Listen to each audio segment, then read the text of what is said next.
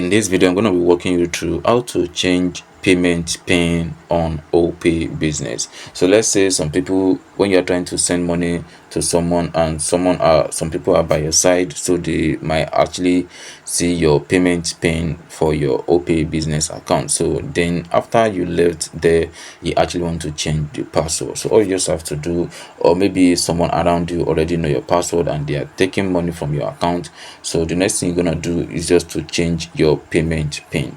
So all you just need to do, just click open your Opay business account, then on the top left right area you see three lines, so just click on that. Then it's gonna take you straight down to this page, so just click on settings. Then you see this option, click on security settings. Then you see payment pin, so just click on that. So I can see I haven't even set a pin on this app or on this business account yet.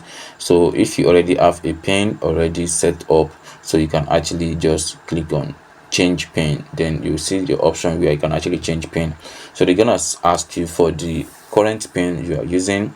So, and if you don't remember that, there will be an option where you can also see change pin. So they will send an OTP to your phone number. So from there you can actually reset your pin, and then you'll be able to start using the new pin to send payment on your Opay business account.